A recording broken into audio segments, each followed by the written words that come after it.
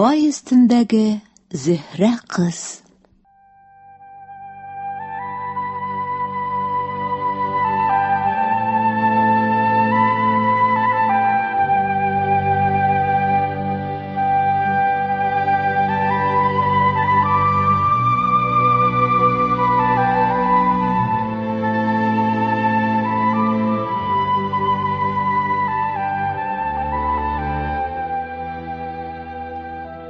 Әнә шул тулган айга карагыз әле. Ул шундый түгәрәк, шундый бөтен, шундый тулы һәм якты. Ләкин аның яктысында әллә нинди бер моң, бер уйчанлык, бер кайгы бар. Алар акрын гына кешенең йөрәгенә килеп бәреләләр дә, акрын гына, аз гына, йомшак кына итеп, җанны, күкрәкне кысарга тотыналар. Кысалар, аннан соң әллә нинди бер туман белән каплап, моңландыра, уйга төшерә. Әллә нәрсәне сагындыра, әллә нәрсә өчен кайгыртыра башлыйлар. Беләсезме? Ул ай бик карт бит инде. Ул безнең бабаларыбызны гына түгел, аларның бабаларының бабаларын да күргән. Үзенең биек урыныннан аларның ниләр эшләгәнен, ниләр төзегән, ниләр бозганнарын, ничек дөньяда торганнарын, һәммәсен карап торган. Ул безнең белән сөйләшсә, безгә аларның хәлләрен, тарихларын берәм хикая итсә иде. Беләсезме? Бурын заманнарда аның яктысы былай моңлы, былай уйчан булмаган. Кешеләрнең йөрәкләренә, җаннарына авырлык салмаган. Җиңел, уенчак һәм шат булган, моңландырмаган, сагындырмаган, тынычландырган, җуаткан.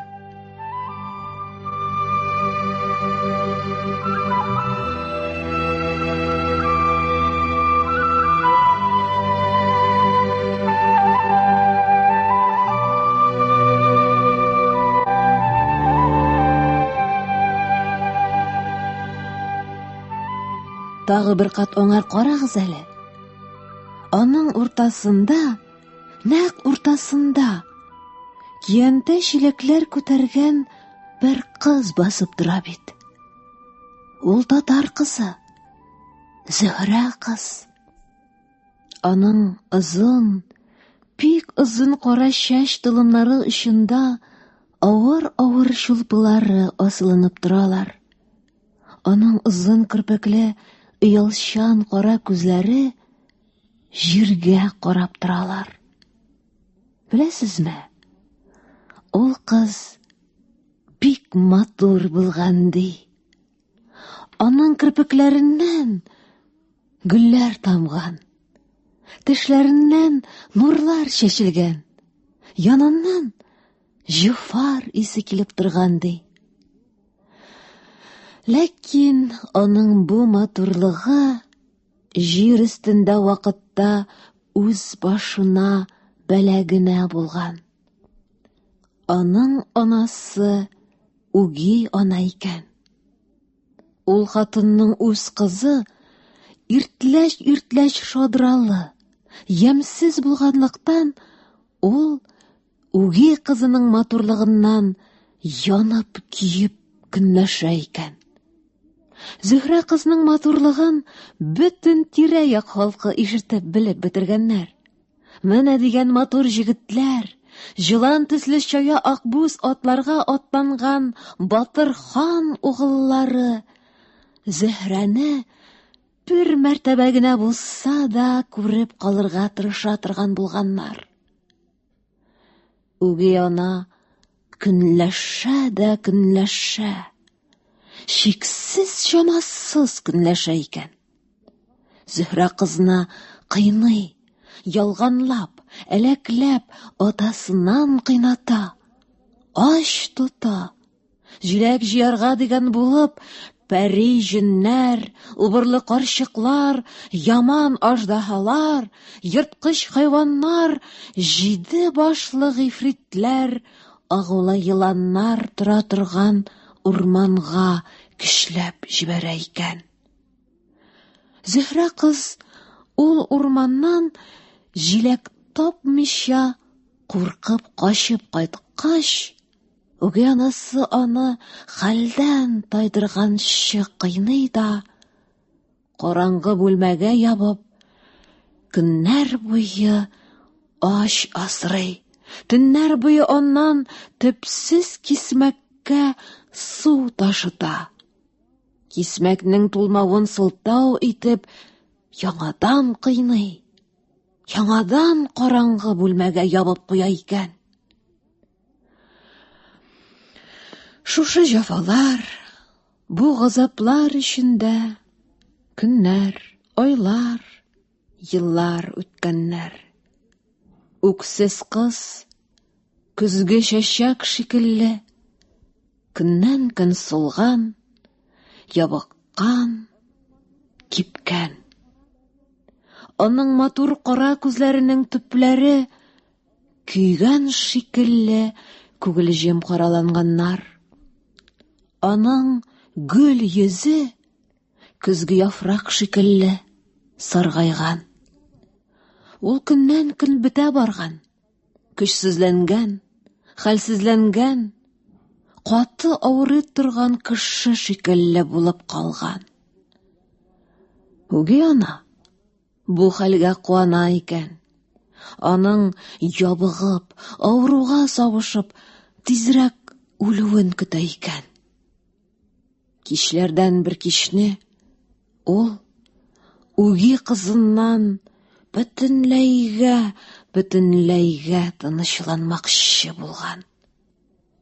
Бар, бәдбәхет, елгадан су ташы.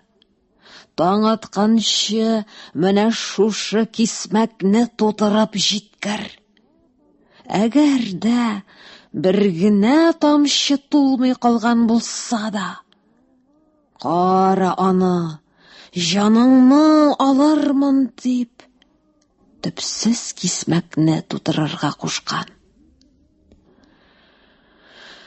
Үги кыз хәлсез куллары белән хәлсез иңнәре өстенә янтә чиләкләрне куйган да, хәлсез адымнар белән елга буена киткән. Бераз баргач, ул арыган, талган, ял итәргә дип, үлән өстенә утырган. Утырган урынында ул алҗып, өмитсезләнеп, озак җылаган. Күз яшьләре үләннәрне чылатып бетергәнче, ахыргы тамчы яшьне төшереп, кирпекләре кипкәнче җылаган да, Тәңрем дигән. Тәңрем, үзең беләсең, минем никадәр җәфалар чиккәнемне, нинди мәшәкатьләр күргәнемне, нинди кайгы хәсрәтләр белән янганымны. Мин ничек итеп ул төпсез кисмәкне тутырыйм? Тутырмасам, ничек итеп өйдә торыйм? Минем чыдарлыгым бетте инде. Тәңрем, минем сабырым төгәнде инде. Мине бу җир йөзеннән ал, Тәңрем, котылдыр, Раббым. Ул шулай дип Тәңрегә ялынган, ялварган да, кечкә генә урыныннан торып, елга буена төшкән. Кич караңгы, тулган ай болыт астында икән. үксез кыз чиләген суга чумырган да тартып ала алмаган. Аның ябык кулларында, арык гәүдәсендә инде анлык көч калмаган икән. Бер тарткан, тагы бер тарткан, тагы бер тартып караган. Чиләкне күтәрә алмаган. Кичнең моңлы караңгысы белән күгелҗем кара төскә кергән елга суы акрын гына селкенеп, җиңелчә генә дулкынланып киткән. Түгәрәкләнеп җыерчыкланган, ләкин чиләкне җибәрмәгән. Бу арада болытлар арасыннан ай чыккан да, бөтен түгәрәк йөзе белән елмаеп, шат, шаян балкып тора һәм җир йөзенә нур куя башлаган. Аның яктысы белән елга да көлеп җибәргән. Күгелҗем кара төсен көмеш сыманга әйләндергән. Ләкин кызның чиләген ычкындырмаган. Ай! Дип, үксез кыз җылап арыган күзләрен күккә күтәргән. Ай! Синең өстеңдә үги аналар, үги балаларыннан төпсез кисмәкләргә су ташыталармы? Синең өстеңдә дә бу газаплар, бу җәфалар бармы? Булмаса, ал мине үз өстеңә. Ул шулай дигәндә, ярдәм көтеп, һәм матурлыгына, нурына, шатлыгына сокланып, айга караган. Менә шул минутта кинәт аның чиләге җиңеләеп киткән, һәм ул аны бер дә мәшәкатьсез генә судан тартып чыгарган. Икенче чиләген суга чумдырган, анысы да мәшәкатьсез алынган.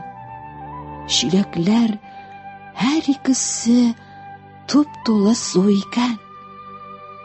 Буларның шул кадәр тулылыгын күреп, үксез кыз өметсезләнеп, ничек күтәреп кайтам инде мин буларны дип уйлаган һәм ярдәм көткән. Хәл сораган шикелле итеп арган, талган, өметсез күңелсезләнгән күзләрен яңадан айга күтәргән дә, ай, ничек күтәреп кайтыйм инде мин буларны дигән. Ай, җавап бирмичә генә ялтырап тора, көлә, җылкылдый. Һавада шома вә тигез генә йөзә икән. Үксез кыз бик озак аңа карап торган. Аның матурлыгы, аның шат җылкылдавы белән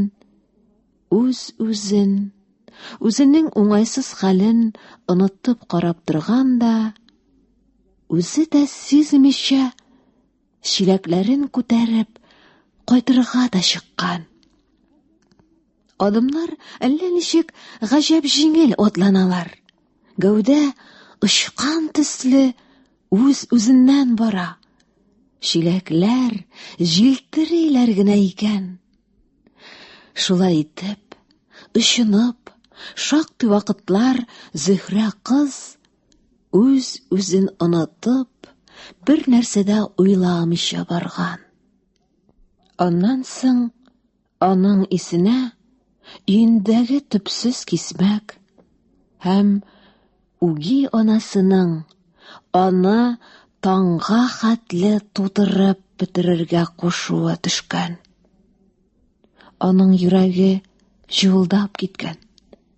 Хәлсез вә өметсез сызланган. аның арган-талган күзләренә яңадан яшь килеп тыгылган.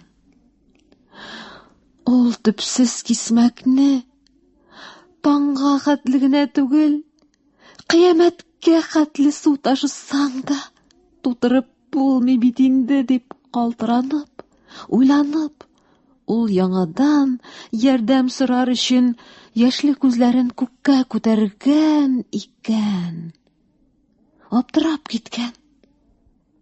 Ай белән үз арасында ул гаҗәп матур бер йолдыз күргән. Йолдыз җем-җем итә. Зөһрә кызны үз өстенә суыра икән.